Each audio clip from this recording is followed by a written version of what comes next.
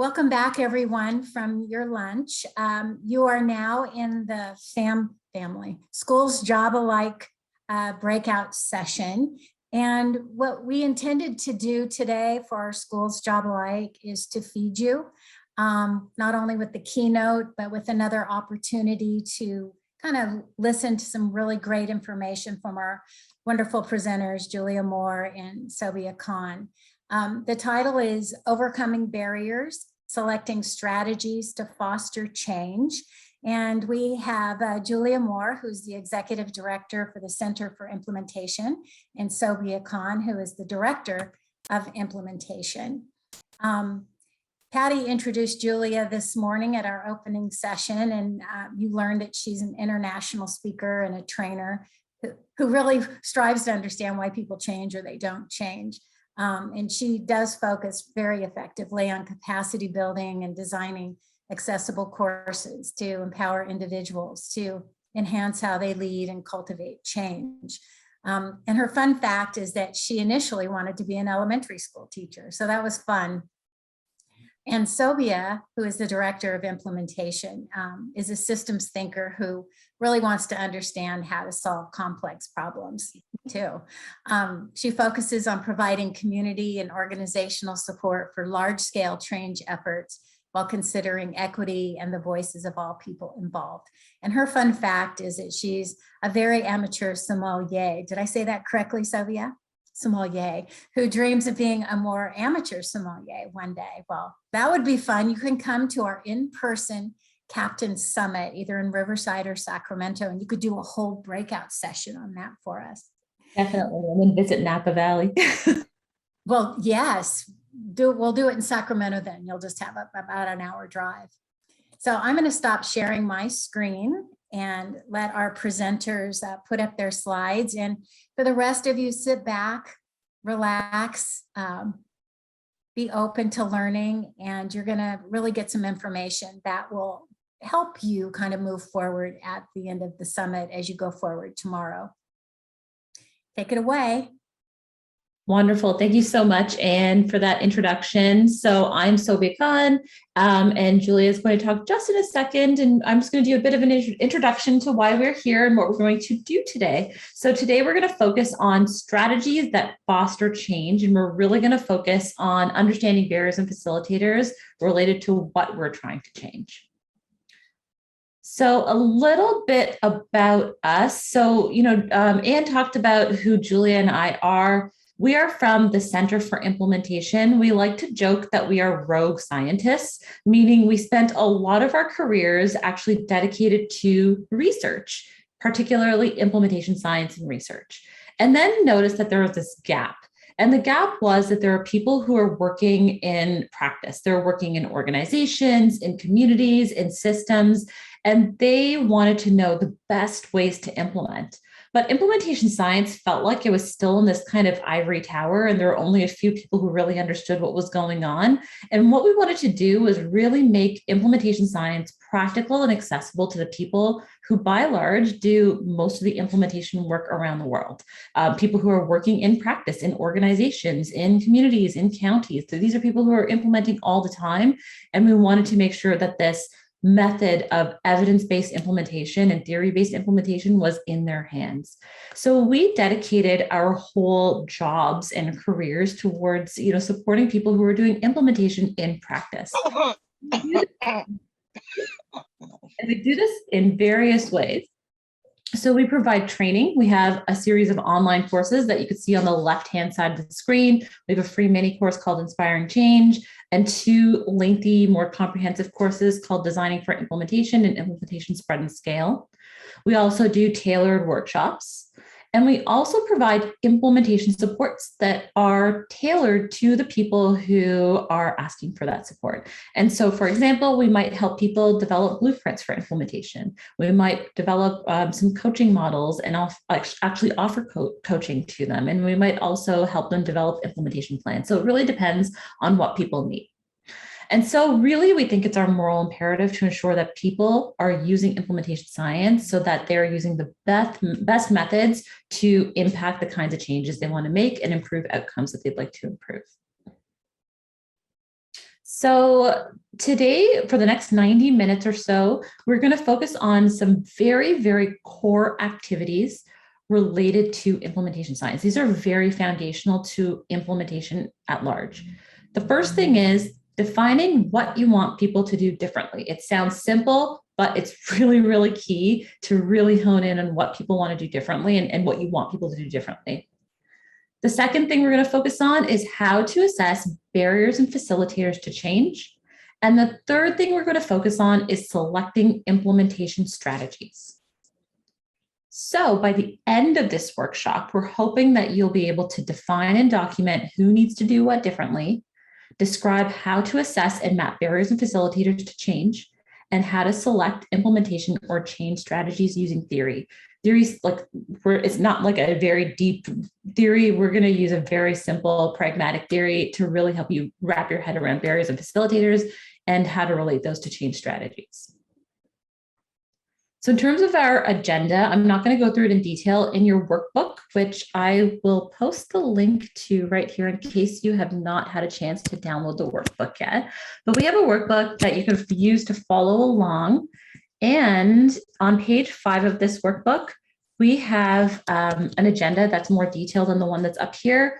All I'm going to say about this agenda is that we're going to be focusing on the 3 areas that I just described, but we have tons of activities built in. So our MO is to talk for about 10 to 15 minutes and then hand it over to you to do some activities. So it is very interactive. So put on your interactive hat and make sure that you are ready to participate. We're going to have a Q&A session at the end. So there are many opportunities to really, get in there and really understand what these concepts are through these activities and through the Q&A session.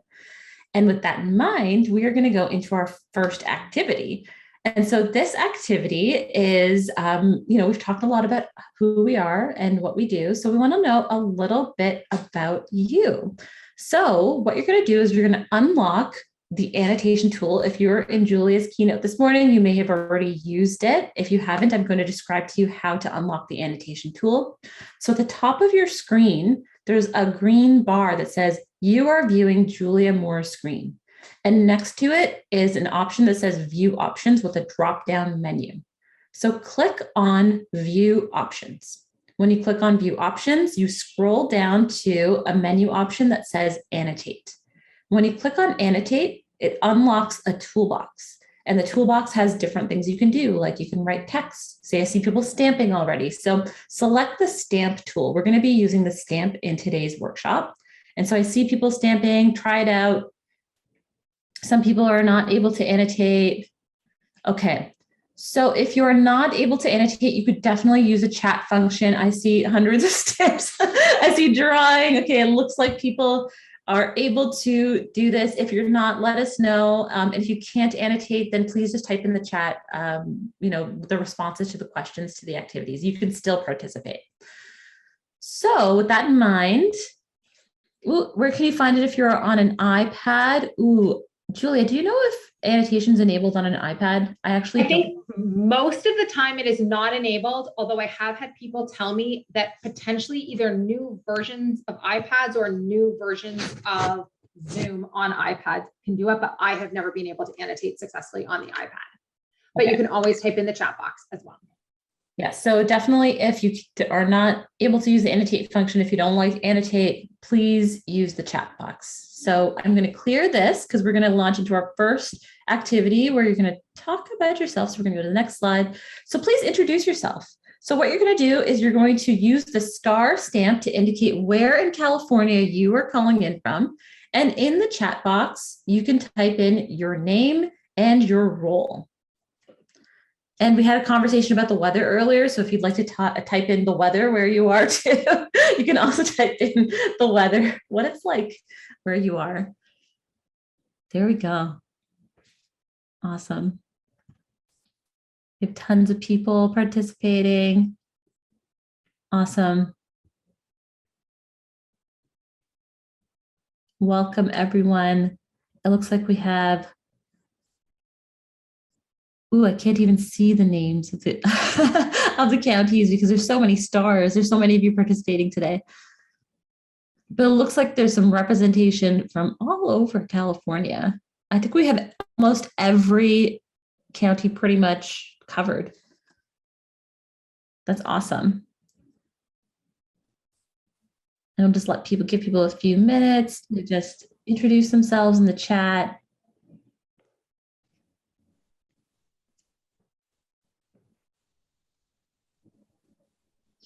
I don't see any weather reports. I saw a few cloudy comments a while ago. Oh, and I Cloudy, rainy. see sunny San Diego. So, okay. Here where we are. So I'm in Toronto, Canada, and it's very cloudy and I have my fuzzy sweater on. It's very cold. Yeah, I looked it up. It is sunny where I am, but 48 degrees. So a little bit on the chilly side. Awesome. Okay. Okay, so I'm going to clear annotations and I'm going to disable annotations for a moment while we go through some slides, but we will re-enable them once we get into more activities. So we are going to jump in and start by talking about defining the what. And so when we think about defining the what, we are essentially going through a series of steps that we call the strategies pathway. This is essentially how do we design any change that we are trying to make. There are these high-level activities that we go through when designing any single change. First, exploring the thing we want to do differently. So really making sure we understand what are the needs and gaps that we are trying to fill and what are our goals. Once we have done that, then we start thinking about who needs to do what differently. In all of your roles, you are often responsible for supporting people to change their behavior. And so essentially you have multiple who's, people, that you're asking to do something differently. You're asking them to do what we call the what.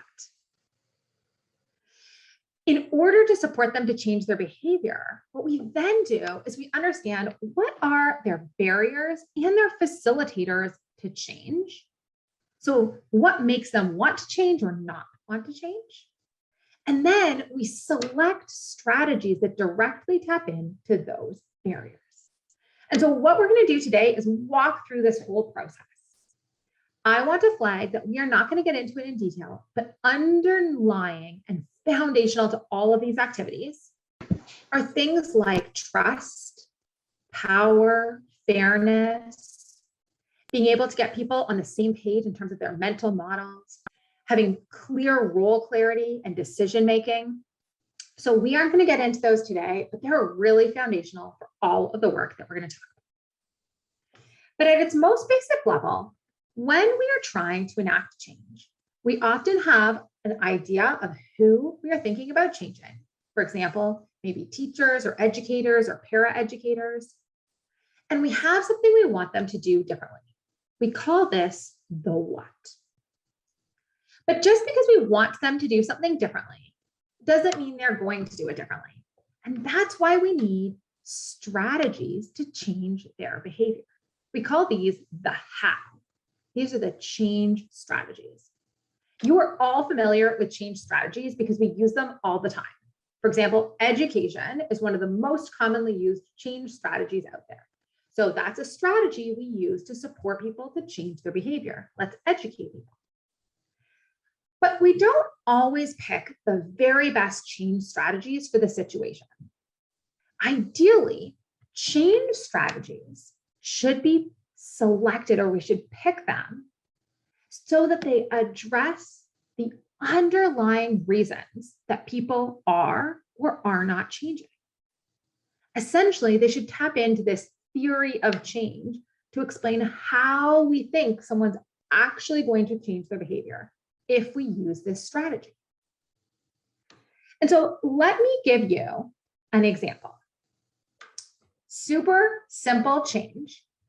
We know the fall is starting, and we know that there are many groups of people who should get a flu vaccine. For example, the elderly, healthcare workers, right? There's multiple groups of people that there is lots of evidence that says you should get the flu vaccine. So this is a simple what that we want people to do to get differently, get the flu vaccine. But just because we want them to do it doesn't mean they're going to do it. And so we need strategies to support them. One of the most common strategies that people love using are reminders. Let's remind people to go and get a flu vaccine. Except, do you think that reminders really tap into the underlying reasons that people are or are not going to get a flu vaccine? The answer is no. Lots of the barriers that people have to going to get a flu vaccine are not about memory. So even though reminders are actually a really effective strategy to change behavior, they only work when memory is our main barrier to change. But when we understand what people's barriers are, then we can pick the right strategies to support them. And so we are literally going to help you today understand how can you figure out those barriers and how can you pick the best strategies to support people to change. But the first thing you need to do that is to really clearly define what it is that you want people to do differently. We have a great kind of categorization that helps us unpack different kinds of what's that you might be looking to put in place. We call these the 7 Ps. For example, you might be trying to support teachers to implement a program, like an evidence-based program.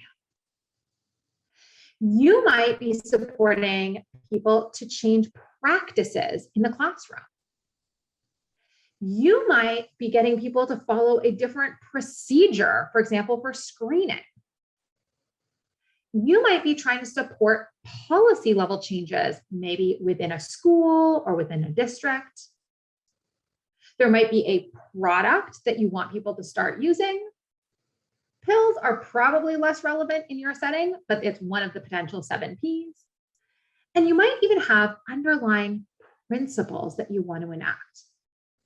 And so these are kind of those underlying, more general ways of thinking about how we interact with people. For example, prevention before treatment. So focusing on prevention before treatment is an example of a principle. So this kind of highlights to you that the what that you might want people to do differently might look pretty different depending on the situation.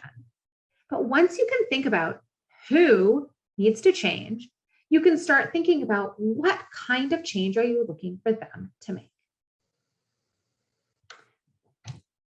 Before we jump into our activity, I also want to flag one really important additional consideration. Every single activity in all of our implementation pathways needs to be considered with an equity lens. So we're really thinking about what are the equity questions and considerations we should be asking ourselves as we are planning to actually enact these changes. And so we spent many, many months over the summer mapping out questions to every single aspect of our implementation pathways. So I'm just going to illustrate an example, but in the workbook, there are links to a huge document that has the equity questions mapped to every single activity that we are talking about. So for example, when thinking about defining the who and the what, it's asking things like, have we reflected on who is involved in the process? Have we considered power dynamics that exist between those who's? So just as a few examples of the equity considerations and questions. So just want to flag that because it's very, very important as we move forward. With all that, let's jump into our next activity, which is about defining the what. So in your work, it sounds like there are kind of 3 big categories of who's that you are looking to support in order to enact change. For example, general education teachers, special education teachers, and paraeducators as one big group. Administrators, because it sounds like you need administrators to sometimes do something differently in order for you to do your jobs. And you, the cadre, to actually have things that you want to do differently. So for each of these different who's, we're going to ask, what is it that they need to do differently? again, utilizing the annotation. So I've enabled annotation again. And here are the different examples of some whats. And first I want you to think about, for administrators specifically, which of these is an example of a what that you want them to do differently? Do you want administrators to use positive behavior support plans, functional communications, or giving the cadre time to train and coach, functional communication, visual supports? Do you want them to deliver high quality training and coaching, positive reinforcement, or supporting IEPs? What's the main thing you want them to do differently?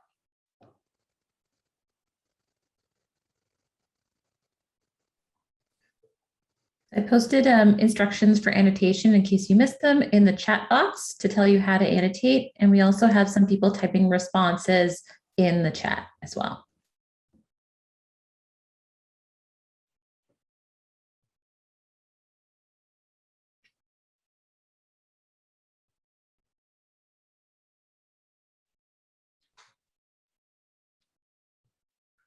Perfect. So it looks like the biggest, most common response that you can no longer even read has to do with giving the cadre time to train and coach. So one of the things you're looking for administrators to do differently is that. Additionally, there were some great, really specific examples, I think, in the chat box. For example, understanding that special education is a service, not a place, right? These are examples of what's that you want them to do differently.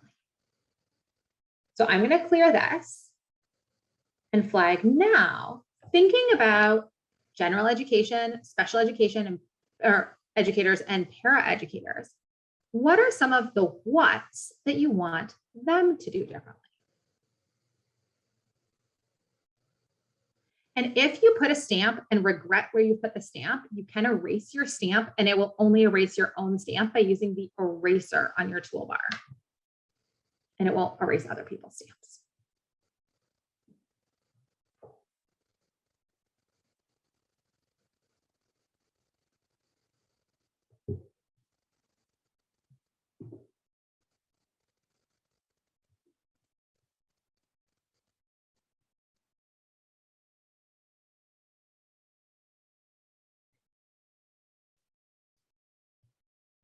Wonderful.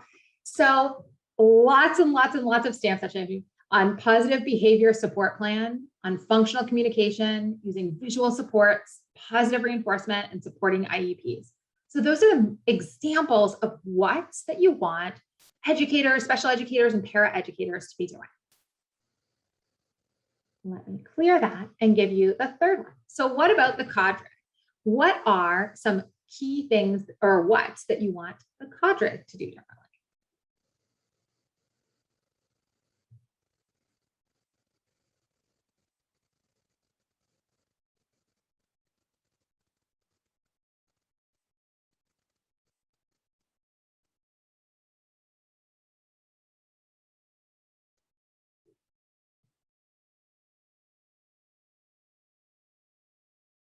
Beautiful. So the main thing has to do with delivering high quality training and coaching on autism supports.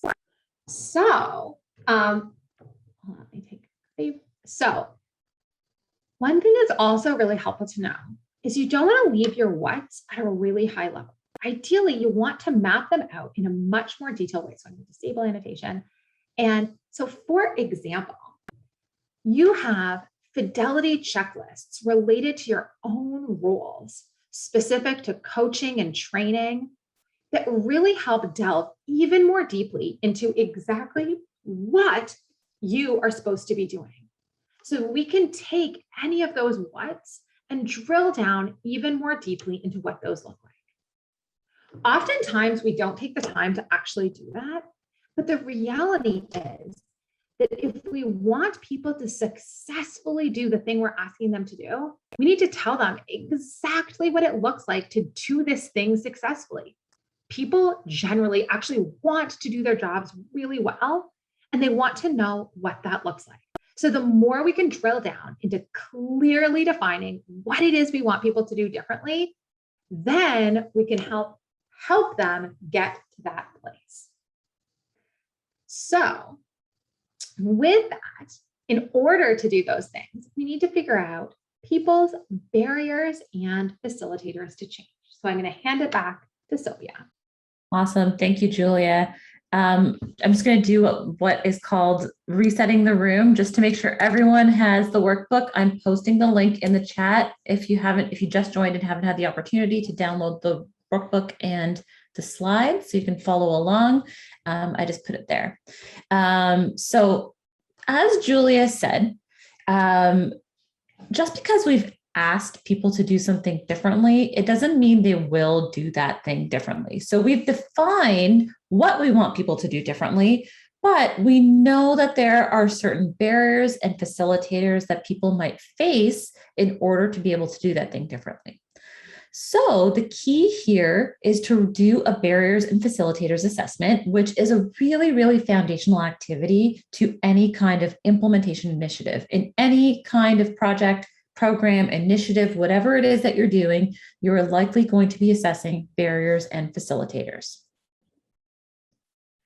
So one thing that I wanted to note, so I just saw this tweet actually yesterday and just added it to the slide deck. So this is not in the slide decks that you have because this is a last minute addition, but I love this tweet. So this is a palliative care physician that I follow on Twitter. And he posted this yesterday. He said, "Today, our palliative care team met a man in a shelter who was called non-compliant because he wasn't taking his meds. We developed trust and learned. He didn't know how to read, so he couldn't read the labels on his pill bottles. When we listen more, we can care better." I love this tweet for a few things. The first thing was that often when people don't change, we call them non-compliant. We might call them resistant to change, but we don't actually dig into the reasons why they are or aren't changing. So it's really important to dig into what those reasons are. The other part that I really liked about this is that we call this a barriers and facilitators assessment, which sounds really technical, but at its core, what we're asking people to do is to ask and to listen, to develop trust and to learn and understand about people. That's really what we're doing.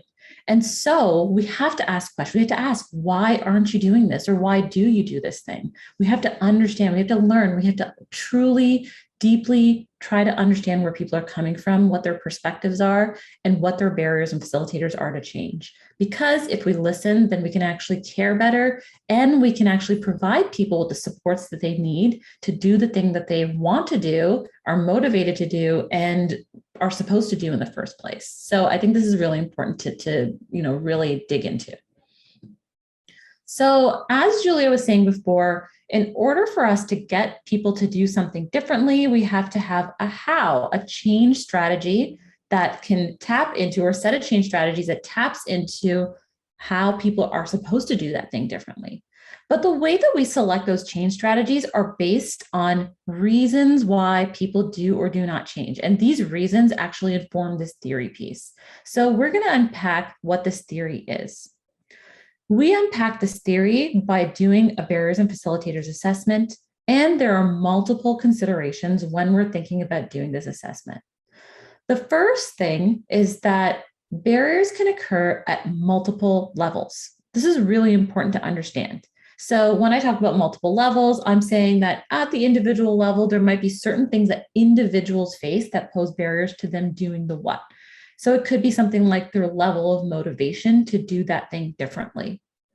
There might be team level barriers. So for example, the collective competencies of the team that could be impeding or facilitating that kind of change that you're articulating by your what. There could be organizational barriers and facilitators. So for example, culture and climate is a huge one that people talk about a lot. And there could be system barriers like policies or resources. Those are things that people cite all the time as system barriers that could be impeding change. The reason why we wanted to include this as a consideration, the fact that barriers exist at multiple levels, is that often when we're doing a barriers and facilitators assessment, when you ask people what their barriers are, they tend to cite things that are outside of their locus of control. Things like the organization and the system, which there are legit barriers at those levels, and absolutely those pose huge barriers. But there are also barriers at other levels that can actually fall within the scope of somebody's control, which means you can move the needle on change if you actually act on those barriers. So understanding barriers at multiple levels can really, really help you make some sort of progress, even when you feel like there are these huge system and organization barriers that you're facing. So trying to target those barriers at multiple levels can help you move that needle. The other consideration is that it's not only barriers, but also facilitators that we need to consider. And we say this because often when we do barriers and facilitators assessments, people tend to focus on challenges. This is what we do as humans. We're hardwired to think about the negative, but we should also think about the positive. What are the things that are going well that we can leverage in order to be able to select strategies that really, really target change and are leveraging what already is going well? So consider those facilitators when you are doing a barriers and facilitators assessment, because those facilitators can inform which strategies you select, and that can really leverage what's already happening, that's already a success. The third consideration for a barriers and facilitators assessment is that often what you're going to do is ask people and listen to them about what the barriers and facilitators are, but you need to make sense of the deep reasons why they are or aren't changing. And so to do this, we use a theory. This is an individual level theory that I have up on the screen. It's called the Capability, Opportunity, Motivation, Behavior Theory, or the COM-B. And this is a really, really simple and pragmatic theory that you can use in order to understand the chain. What this essentially says is that, sorry, I'm just going to interrupt. And so if you are not on mute, please put yourself on mute if possible. So what this essentially says is that in order to be able to do something differently, you have to have the capability, the opportunity, and at its very core, the motivation to do something differently. And so there are barriers and facilitators that actually fall within those three categories that can impede a behavior from being changed. So those specific barriers and facilitators can be described by the theoretical domains framework. So what you can do is you can think about your barriers and facilitators and think about, okay, well, we can categorize these barriers and facilitators into certain kinds of domains described by the theoretical domains framework. And then we can assess whether or not a lot of the barriers are capability, opportunity, or motivation barriers.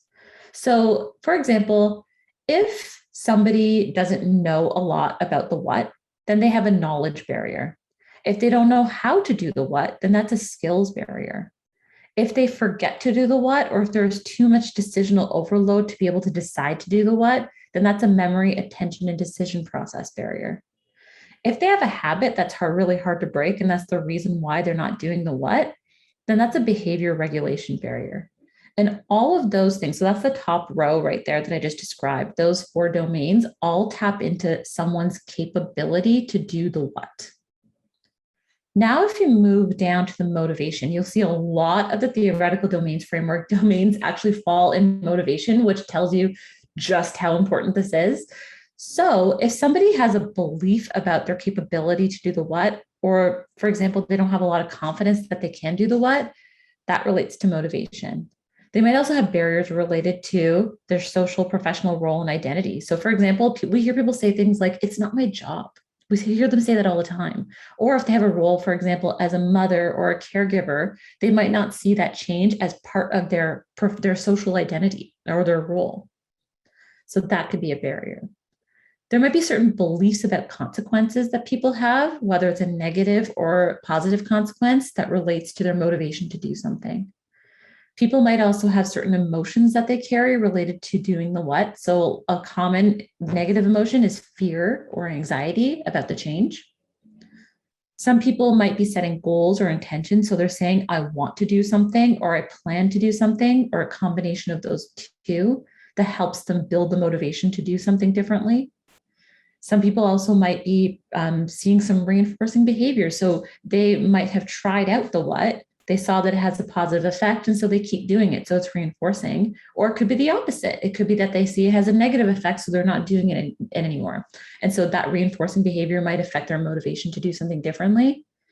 And people might generally have an optimistic or pessimistic outlook about the change. So all those factors, you can take those barriers and facilitators and really distill them into those categories to understand people's motivation to do something differently. Finally, there are opportunity barriers, things like environmental context and resources. So anything that's in the context, anything that relates to the resources that people have to do that thing differently. And there's also social influence. So are people easily influenced by others to do that thing differently? And so that might be a barrier or facilitator to actually doing what. So the TDF and the COM-B, the combination of them, can really help you delve into the reasons why people are or aren't changing, and to really understand whether it's a capability, opportunity, motivation, or a combination of those that are really impacting that behavior that you're trying to change. And the final consideration, we're bringing this back to equity. I'm not going to go through this in detail, but when you are assessing barriers and facilitators, equity is obviously very, very important. And so there are equity considerations related to how you collect this information, about your own assumptions and biases about what are barriers and facilitators that you're bringing to the table, about the power dynamics. There are things that relate to the theoretical lens that you're using and whether or not you're analyzing differences by group or by intersections of these different constructs. So again, not going to go through all these in detail. Julia just posted our equity resource if you'd like to see our guiding questions related to assessing barriers and facilitators. But essentially, all of these considerations together that I went through really help you shape your barriers and facilitators assessment and really help you hone in on why people are or aren't changing. And with that, we're going to go into our third activity. So we are going to, again, use our annotation tool. And for those of you who have not yet had a chance to use that, I'm going to post the instructions to this in the chat box. Ooh, for some reason, I'm not able to do this. Okay, there we go. So sorry, I posted a whole bunch of things, but there, okay. So what we're going to do is you're going to read the scenario and you are going to indicate which TDF domain, the theoretical domains framework domain, this specific scenario or this quote relates to. So is all this extra training and coaching really part of my job description? What kind of barrier do you think this is? Well, there we go. We have a bunch of people stamping. Social. And if you can't stamp, perfect. Yeah, put it in the chat box and I can stamp for you. And you could totally do either the COM-B, either capability, opportunity, motivation, or you could do this very specific TDF domain. Awesome.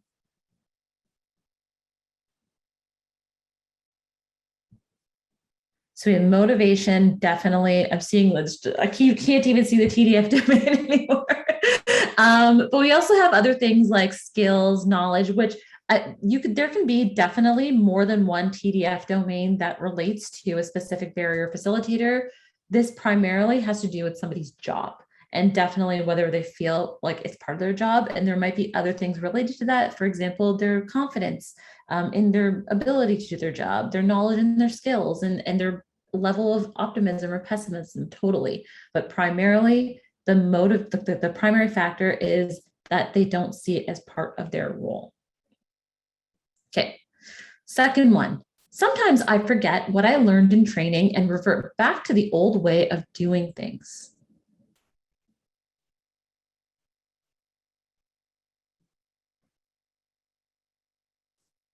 Yes. So we're seeing tons of annotation. We have some memory, attention and decision-making processes, and we have behavior regulation. And I see people typing in the chat, capability. So we're seeing definitely this is primarily a capability issue.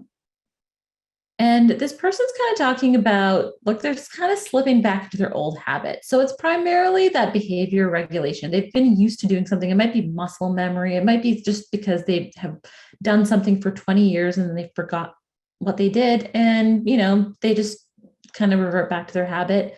But because of the word forget, I see why people also said that it could also be a memory issue. So they've forgotten their training and therefore they just kind of rely on what they always know. So definitely this primarily relates to capability, but it could, I see some motivation issues too, but primarily capability. And okay, third scenario. Will all this training and coaching even improve student behavior and outcomes?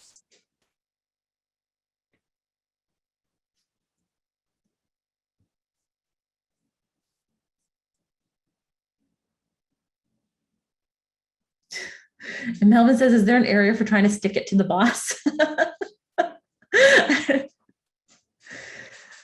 Not explicitly, but, but let's see what other domains can really focus in on that. Okay, so this is primarily motivation. And so definitely we have a whole bunch of different things. So we have some pessimism, definitely. So if somebody's pessimistic about what's going to happen, and that definitely relates to their beliefs about consequences. So do they think that's even going to improve anything? And so they have a negative view of the kind of impact this is going to make. And there might be some things about belief about capabilities, meaning like, I guess I've done this thing, but am I confident it's going to actually change anything? And I can see why that's definitely a domain. Primarily though, this relates to that pessimism and the beliefs about consequences. It definitely falls in motivation. Okay, number 4. I hope you all are having fun doing this. I'm on board. When I started using the strategies, behavior in the classroom got better.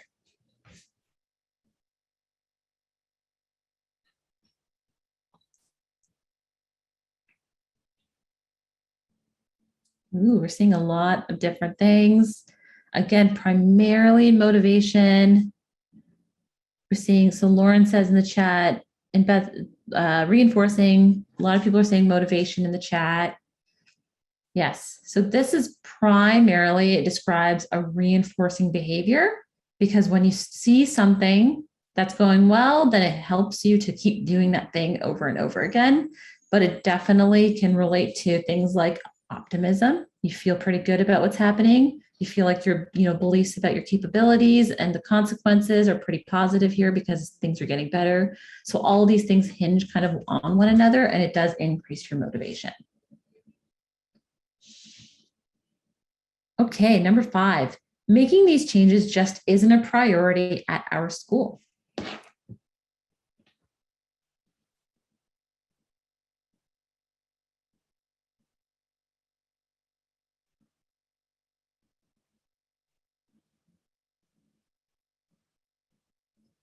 Yeah. So this is primarily falling in the opportunity box. Because we're talking about the school, it definitely has to do with some of that environmental context piece, right? Because we're talking about the school at large, and it's just not a priority with whether it's at the leadership level, whether it's at the district level, but there's something happening in the environment that is making this not a priority. And definitely makes people kind of pessimistic about it too. So I can see how it relates to motivation as well, but it's primarily opportunity. And I think this is the final one. I'm not that confident I'm going to be good at using these strategies in the classroom.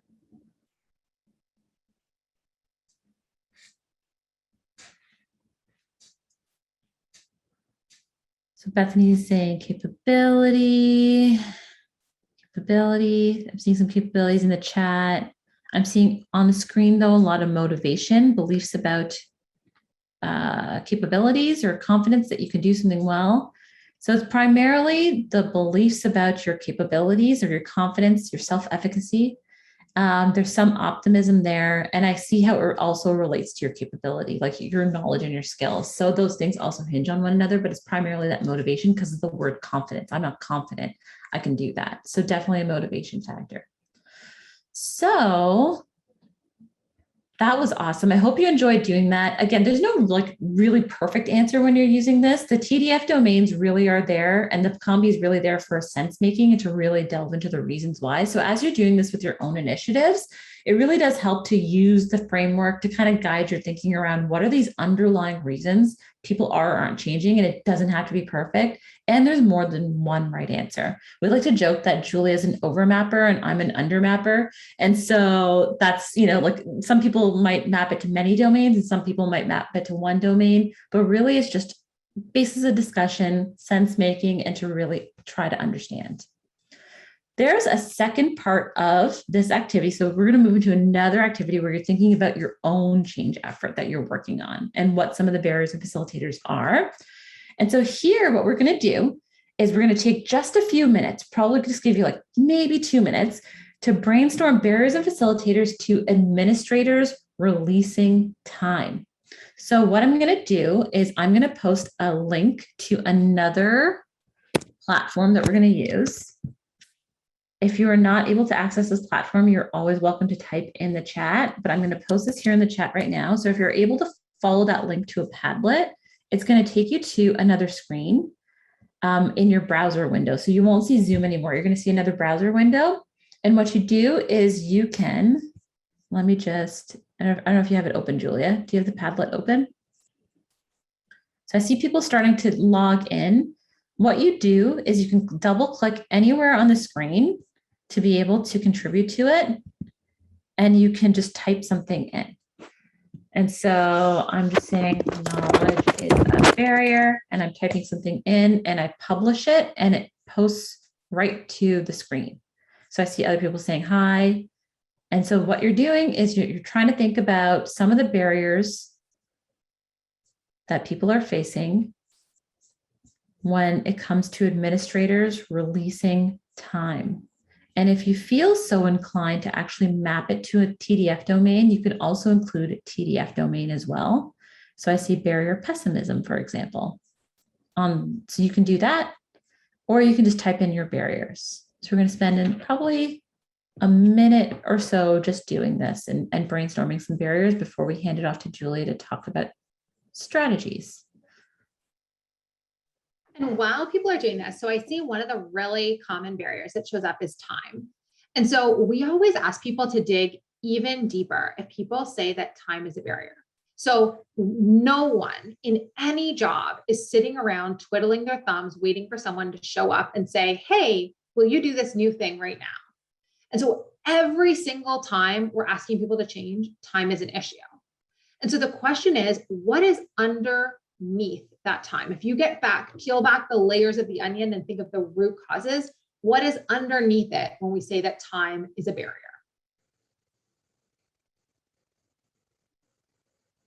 Awesome. Staffing, there's time, lots of support, too many emergencies I see in the chat. Coverage mindset. Prioritization, so there's motivation, compassion, fatigue.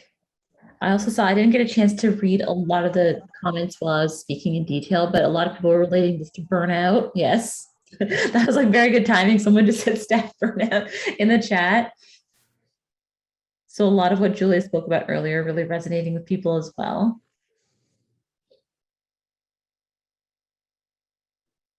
Awesome.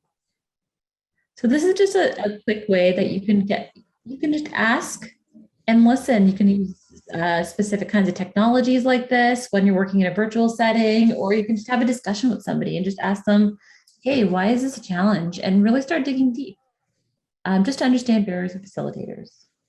And with that, I'm going to hand it off to Julia. Excellent. Okay, hold on. We get set up again. Perfect. So we are now going to talk about what do you do once you have this barriers and facilitators information. So once you know what your barriers and facilitators are, what do you do to address them? And so what we want to do is we want to pick strategies, but not just haphazardly pick strategies. So for example, the number one strategy people love to go to in every single field is education, to educate people. And the thing is, education works if knowledge is the primary barrier. Knowledge is sometimes a barrier, but it's often not the primary barrier, and it's often not the only barrier. And so when we revert back to using the same strategies that don't tap into the underlying barriers, we're not very likely to be successful. And so by understanding the barriers and using a theory to help us pick our strategies, it increases the likelihood you are going to be successful at doing the thing you want to do. So in order to do that, we tap into something called intervention functions. I think the name's a bit unfortunate because it seems a little bit more complicated than it actually is. Essentially, intervention functions help you think about what is the underlying function of the strategy you're trying to select. How is it that you are actually trying to change people's behavior? For example, are you trying to educate them? Or are you trying to model what it looks like to do something well? Maybe you're trying to persuade people to do something differently, or perhaps incentivize them. Maybe you're trying to block them from doing something by restricting it, or making it easier to do by restructuring the physical environment. And so when we think about what is the underlying function that we're trying to get at, it helps us think differently about how we're actually approaching change. And luckily, there are psychologists and researchers who have mapped the COM-B to the TDF to intervention functions. So you don't have to know how all of the things connect. All you need to do is map things to the TDF, and then you can use this little table to say, oh, when I see that there's an issue related to social and professional role, I need to pick a strategy that maybe taps into educating. Maybe it's about modeling, and maybe it's about persuading people. And so I'm just going to pause because it sounds like some people in the chat are saying they're mind blown. So I'll pause so you can like take a look and absorb, because I know that's a lot of information, but you always have access to this table, right? You can always go back to it.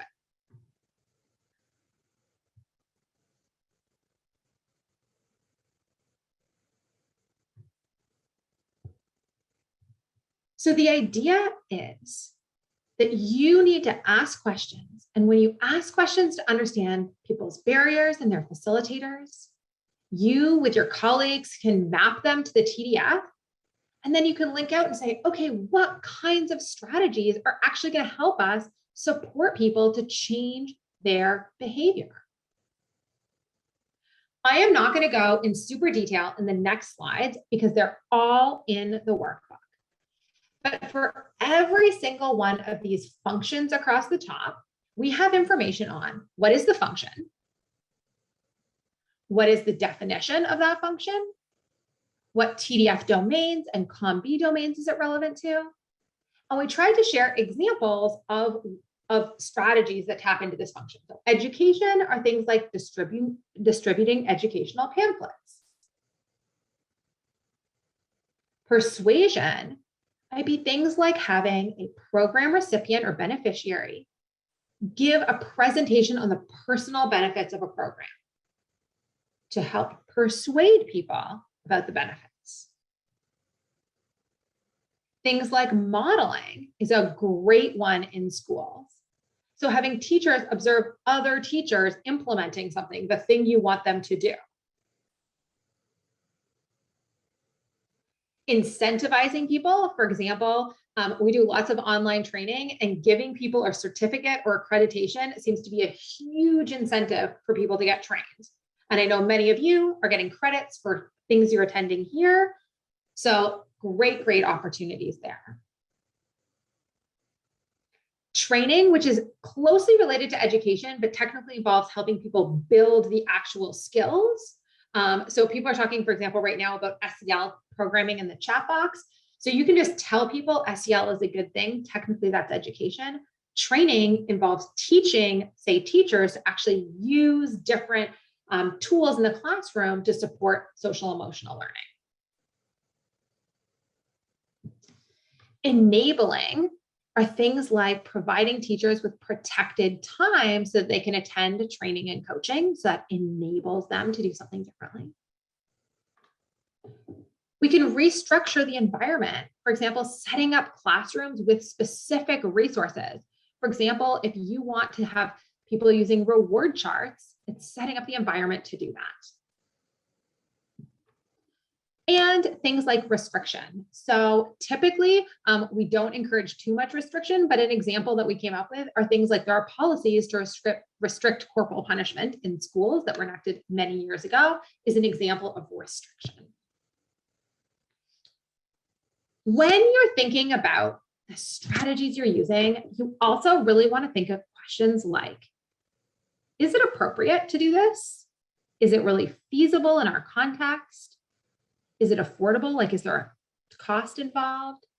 Do we think this is effective and cost effective? What are potential risks? And is it sustainable? And again, it is so important to have those equity considerations. And so we again have equity considerations for every single activity in the implementation pathways, like asking about underlying assumptions, sources of inequity, thinking about how decisions will be made. So again, you can look at all those equity questions in the document linked there. But with all of that, we're going to jump into an activity using the exact same barriers and facilitators we just talked about, and talk about what are some potential strategies that you could use in those situations. We have gone through and picked 4 strategies for you to pick from. And typically there's really one that would be ideal in this scenario. So it's the exact same 6 barriers and facilitators. And if that's your barrier, which of these strategies do you think is going to tap into that? And before I let you annotate, I'll just show you how this is going to look. So the barrier is up at the top. And here we've actually flagged where we personally would have mapped it. So first barrier is all this extra training and coaching, really part of my job description. We would see this as motivation, specifically social and professional role and identity, which is exactly where you mapped it. And then by looking at that big table, we would see that this is related to the functions of persuading people and modeling. So you want to look at, from these 4 strategies, which one do you think would be most effective at persuading people and modeling what it looks like to do this, essentially convincing them that it is part of their jobs to do this. So now that you know that, I'm going to enable annotation. So you should be able to stamp away which of these you think is the best strategy. Perfect. And if you can't, thank you, Brittany, just type it in the chat.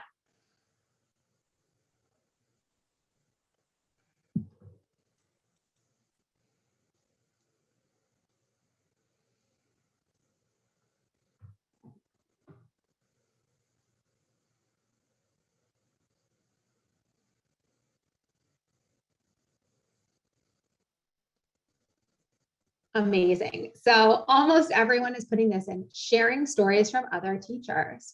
So if we want to model and persuade people that this really is part of their job, success stories from other teachers is a great way to do this. And Lauren loved that. And specifically, you might want to tap into how it will make their life easier. Because if that's another barrier that they have, you can use one strategy to tap into multiple barriers simultaneously. Number 2, sometimes I forget what I learned in training and revert back to the old way of doing things. We mapped this to capability, specifically to things like memory, attention, decision processes, habits. And so the function is about restructuring the environment using that table. We didn't come up with the function, it's from the table. So what might you do?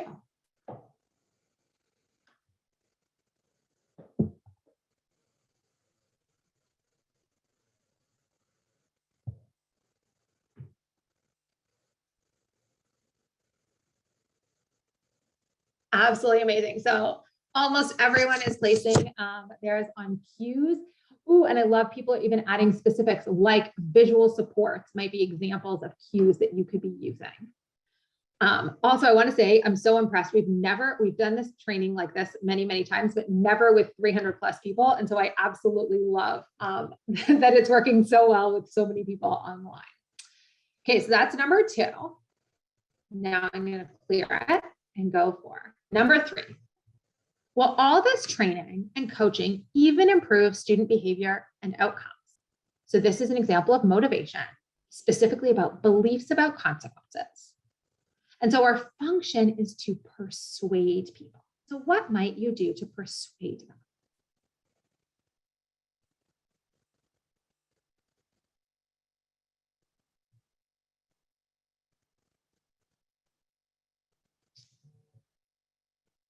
And Katie has a really great comment here. She says that she really wants to recruit teachers that are respected to motivate other teachers.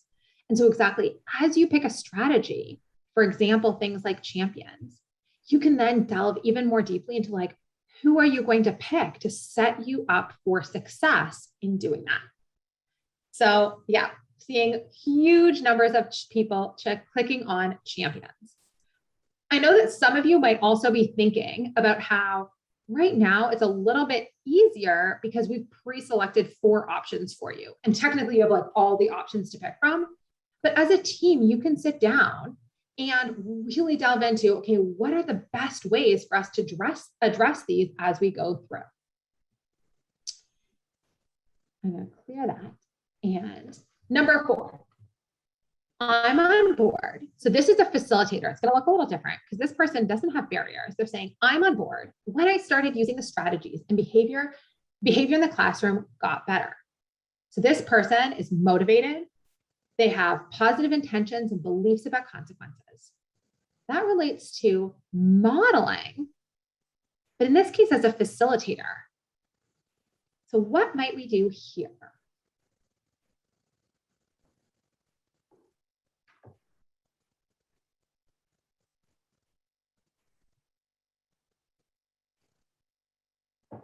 Yeah, so this person could now serve to model the change for other people. Or as Patty says, this could be one of your champions to champion and model that strategy. All right, let me clear these. So we have 2 left. Number 5, making these changes just isn't a priority at our school. So this was related to opportunity, to the social influence of the environmental context, and the function is about enabling. So what might you do here?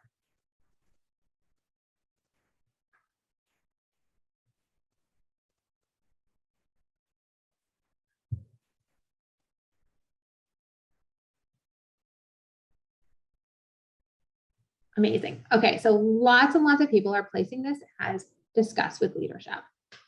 And I like to use an example like this always, because one of the things that we have seen, having supported hundreds of implementation projects around the world, is that it's really common for people to say like things like leadership is not on board, right? Like our principal doesn't really care. They're not into this.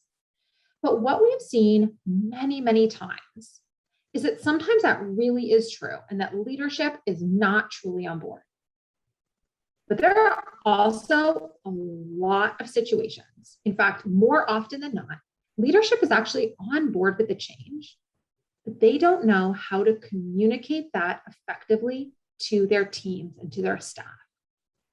Because leadership, can have barriers. For example, a lack of confidence in speaking about, say, autism or a specific program or a new policy. And so sometimes you can delve even more deeply and understand, is leadership really on board? And if they are on board, what are their barriers to communicating that effectively? And if they aren't on board, let's figure out the barriers to making that happen. Yes, and Melvin just talked about middle managers. So in fact, and there's so much new research coming out saying that middle managers actually play an enormous role in really supporting these kinds of changes. In fact, all changes.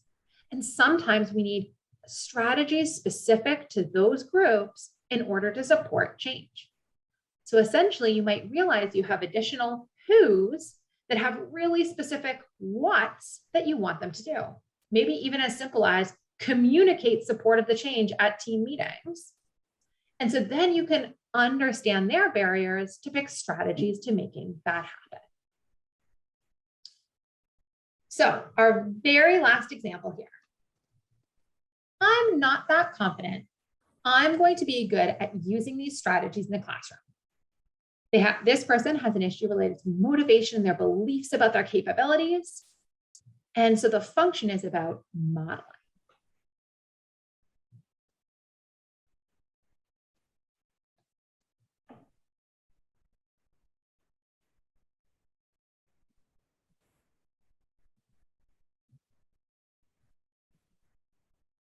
Fabulous. So I kept this one last because I think there could be a little bit of an education training, but really we want to delve into providing supervision and coaching. When people talk about a lack of confidence, often that means that they aren't super confident in actually enacting the thing you're being asked to do. And so things like supervision and coaching can really help us tap into this. So from here, we're going to get into two more little activities. First, thinking now, premising some post-workshop activities that we're going to start brainstorming in the chat box. So we have 3 questions, and we're going to start with number 1 first and have people type into the chat box.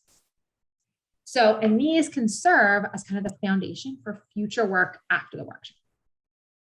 So thinking about administrators, where you are looking for them to kind of set aside time so that people are able to attend training and coaching. What kind of strategies do you think might be effective given their barriers and facilitators? So literally you can just start typing in the chat box, what kind of strategies do you think would be helpful to get administrators to address the administrator barriers and facilitators?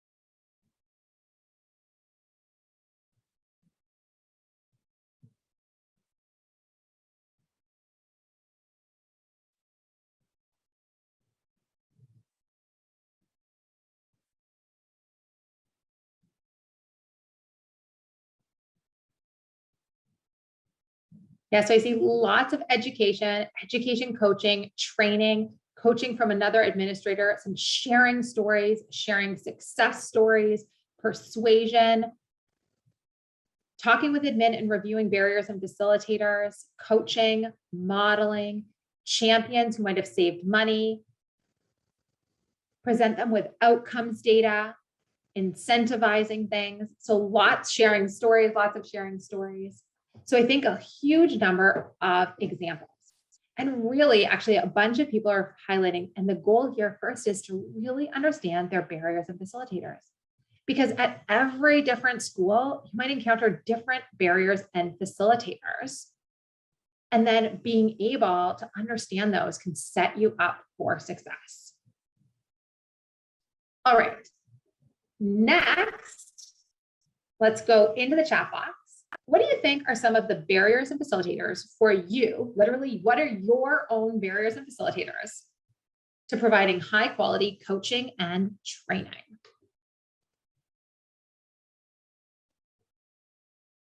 And so I see lots of time. I want you to dig even deeper than time. So other than time, what are barriers and facilitators?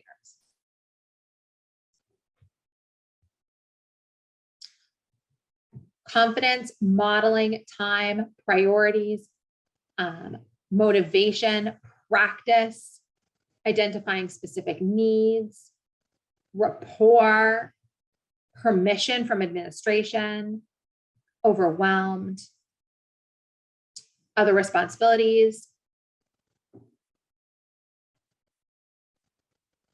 staff turnover, disrupted scheduling. I've seen union barriers come up a few times too.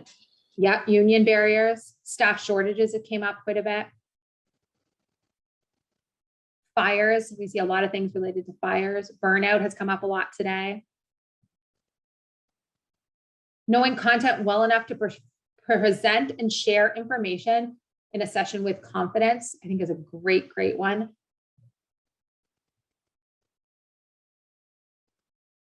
All right, so now let's wrap up with a first brainstorm of what would be some strategies that you could use to enhance training and coaching. So what are some strategies to address those barriers and facilitators that you described?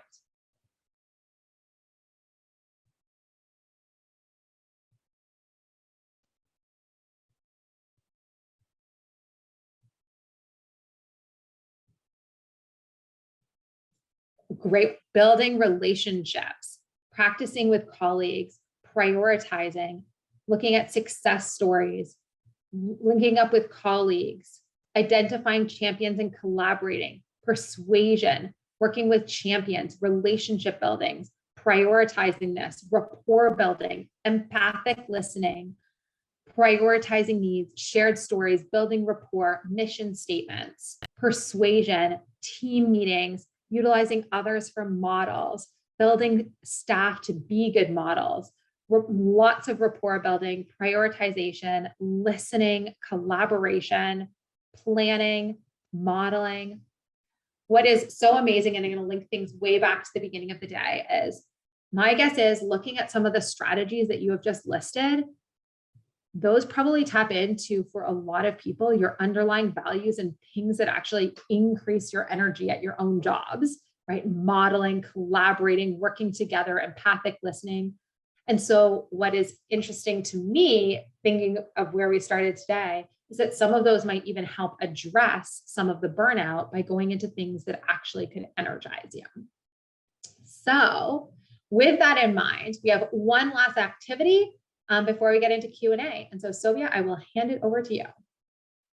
I wish there were reaction buttons on chat so I could just like things, react to them. But I love everything that people were posting in the chat, and it was just coming at like so quickly. And I wish I could read everything in greater detail. But thank you all so much for posting all of that in the chat. So, final activity. What will you do differently tomorrow based on what you have heard today? And so I think we originally envisioned this would be in the chat, Julia, but I just set up a Padlet so that people have a little more time to reflect and also to be able to react to one, so you can like one another's posts as well. So if you go to this, hopefully you're able to access this Padlet. So the same way that we did the last Padlet activity, when you click on this link, it will take you to another browser window will open up. So it's going to take you out of Zoom. And then what you can do is post on this board some of your reflections in terms of what will you do differently based on what you have heard. And so I see people starting to join. Same way that you did in the last one, you can click on this little plus button in the corner to add something, or you could double click on the screen and start typing and publish what you'd like to put on the wall. Awesome. There's many things. If you see things as well, I know people are typing, but if you see things that you'd like to react to, as if you're able to review things, you can also like. So it's prioritizing, listening, identifying underlying barriers, connecting with champions. So we're sharing success stories. So it looks like people are putting a combination of some strategies they can use, some specific process actions they can take. Use the calm B. Take a step back and breathe. I love that. That's so important. Dig deeper when identifying barriers and facilitators. Try to educate staff. These are coming quick. It's easier if you scroll down further down on the page if you're trying to read people's. It is less overwhelming. Build relationships. I love that people wrote that because that's like so close to my heart. Building relationships. Motivate potential participants by discussing, how I can, that's moving around. Sorry, I'm trying to read them out. Structuring time for follow-up and sharing stories. Sharing stories is absolutely important too. Recognize burnout from myself and my staff team. Be flexible. Awesome. These are so great. And I love people putting pictures too. Identify champions with the little cheerleaders. Teamwork. Want a great image here, dig deep and find alternate ways to frame barriers with a beautiful picture of a shovel digging down. Yeah, love that. Amazing. Use Combi with admin. Identify the true barriers. We like to talk about barriers sometimes like an onion. Like often what we do is we we get at that surface level, but as you unpeel the first level, there's another level of barriers, and you have to keep digging deeper and deeper until you get to the core of the onion. So think about barriers and facilitators a bit like an onion. You just have to keep unpacking and unpacking to really get at what is the true issue here. Awesome. Focus on vision, focus on educating. I love this. Be compassionate. Very important. Awesome. And so this Padlet board continues to exist. So potentially the captain team can save this link, and these like exist for, I don't know, forever. And so you can go back and look at these in case that helps you. Wonderful. So we are wrapping up here. We're about to launch to Q&A. Before that, we're going to let you know that you can stay in touch with us primarily through social media. I mean, we're pretty active on social media, especially the PCI_CA account. If you don't follow us yet, please follow us. And then we also have our personal accounts. Julie and I both have our own personal Twitter accounts. You could also follow us on LinkedIn at the Center for Implementation, as well as our personal pages. So if you want to keep in touch, please do so. Connect with us on social media. And we'd love to hear from you about what you're doing. That gives us about, I think, 10 minutes or so for Q&A. So we're going to open it up to Q&A. Type in the chat box any questions that you have that are burning that you really, really want to know the answer to. And if people want, they can also kind of raise their hand and come off of mute, because sometimes that is easier. And I'm actually even going to stop sharing.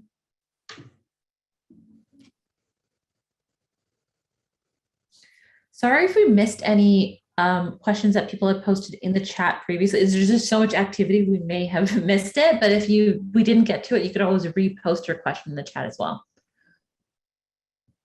Thank you all for joining. A lot of thank yous. Olivia and Julia, there was one question earlier.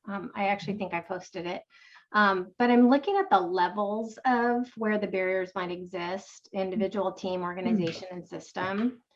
And I'm wondering, when we find a barrier that's more at the organization and systems level, it kind of screams that we need to be involving leadership, and that probably opportunity in terms of environmental context and resources, if we find that that's probably the barrier, that also has to include leadership.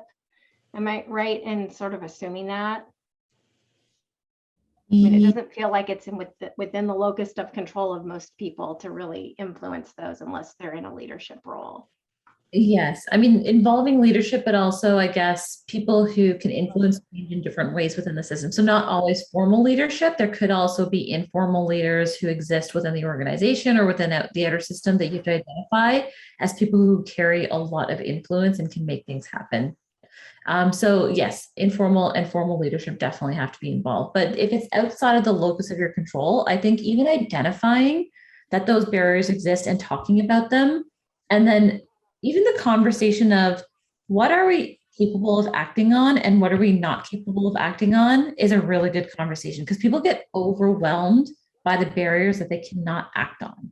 And just identifying that in the first place, so that if you can't act on certain barriers, you're not being bogged down by it. You're still planning to take action on the things that you can take action on. And then you're bringing in those other people. So you're planning, for example, to bring in leadership. You're planning to bring in other players in the system to be able to address those bigger barriers at the levels that they have control over. And so I think that that is a more manageable way of addressing these multiple layers of barriers. And the only other thing I'll add there is that we actually use a different framework when you start thinking about those organization level barriers. So typically we sort of say anything that lands in that box that says environmental context and resources, we actually pull an entirely different framework to unpack those kinds of barriers and facilitators.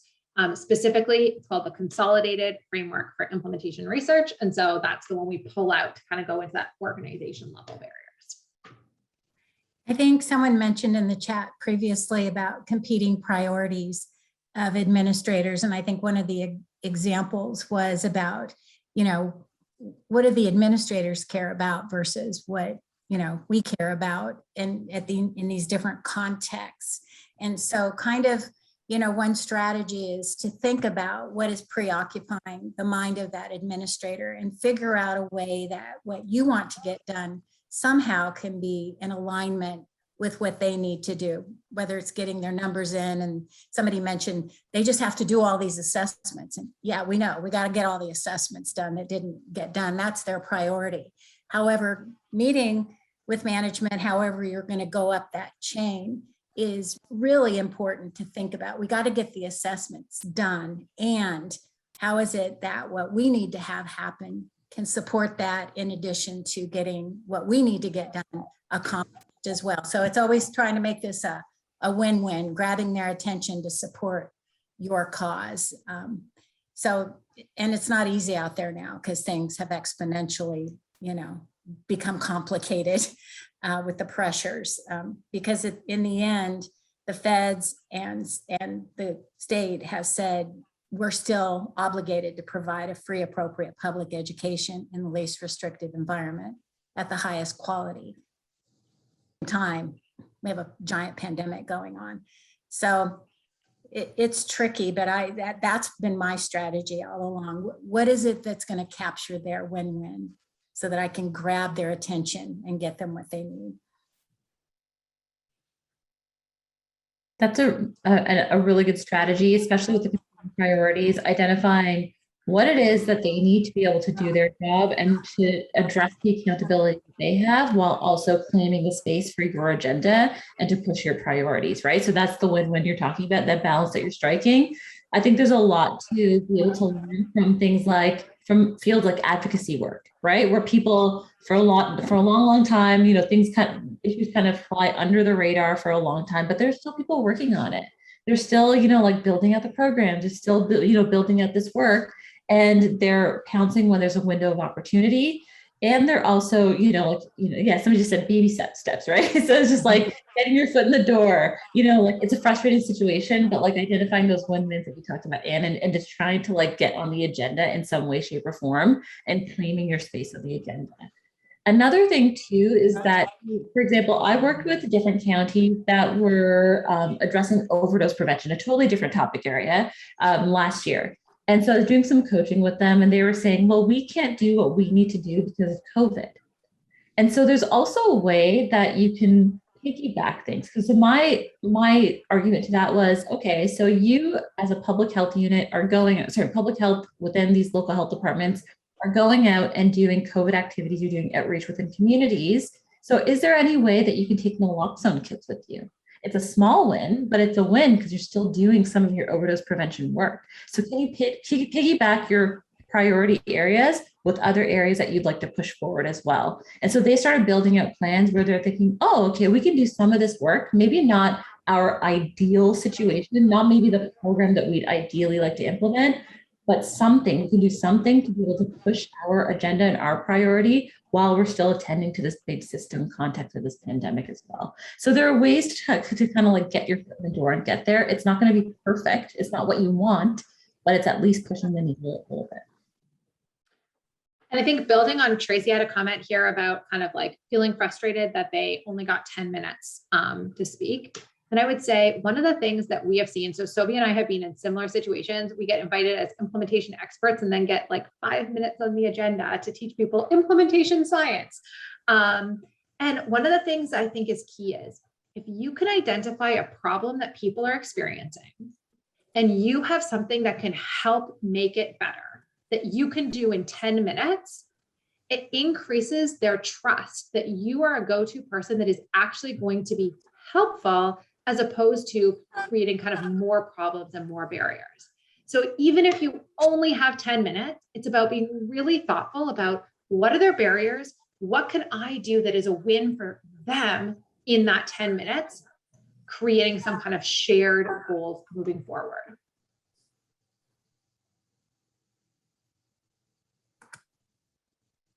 Well, I just want to thank you all. You're just amazing presenters, and it's so relevant. And, you worked with us to take the data that we had that, you specifically individualized this presentation for our school's captain cadre. And I think it was just really evident that this was really meaningful, and you gave them tools and strategies that they can think about implementing tomorrow as they move forward to help change happen.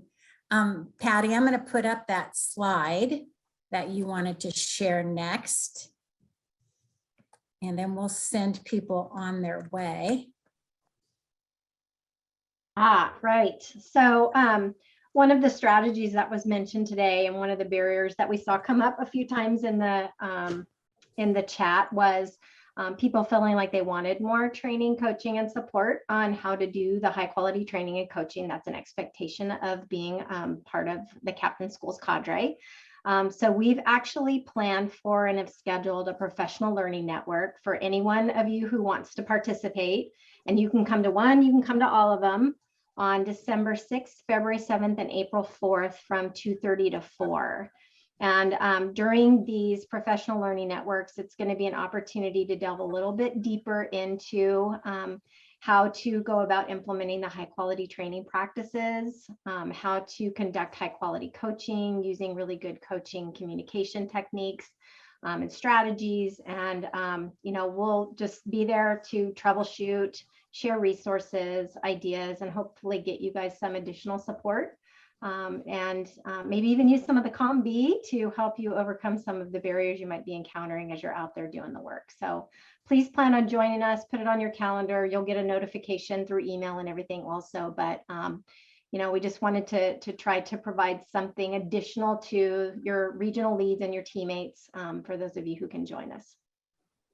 And then I just had like a little thought, when we hear you today with your concerns and, kind of the barriers and things you want to get done and what seems to be impeding that, Patty and I and our executive leadership team really can communicate that, and we will, to the SELPA directors and our special ed directors as part of our state. We actually have a meeting with Heather Calamise, your director of special ed for the state of California, in a couple of weeks. So, we will share this information. So don't feel like it's stuck here. We're going to help be your conduit to the state level. So wanted to give you hope that this wasn't just going to be sound waves that disappeared, that we're going to really share that going up to that hierarchical system known as education. So we just finished Job Alike. So now you get a break from 2 to 2:15. And then you will, and then you'll go to your regional breakouts. Now, remember, those are all new Zoom links. There's one separate link for each of the 17 captain regions. I just put in your chat how to get a hold of the agenda. And at the very bottom, you look for your captain region, and it'll have the Zoom link and the password. And that's where you're going to go join them at 2:15. And Patty and I are going to be floating around in those regional planning meetings. So if you have a thought or something, we're just going to be in there. So without further ado, I want to thank all of our captain cadre in the schools. You guys are amazing and awesome and out there just doing the work and hanging in there and being resilient. And we hope we gave you the tools and strategies. And maybe if we could just take a little off mute clapping for Julia and Sobia. Truly, you guys are so amazing. And Patty and I are always like observing, because you really do put into practice high quality training. I mean, everything is there, using the Padlet and the chat and the annotate, and then going 15 minutes and then moving into an activity. So you guys got a really good opportunity on how to run a very high quality training with, all of those components in it to keep everybody engaged, that you can use as you go forward to get everybody motivated to implement EBPs and get things done. So we have one more minute. Want to thank all of you. Go take your break, and we'll see you at the regional planning meetings next. Thank you so much. Thank you, everyone. Thank you. You're fabulous.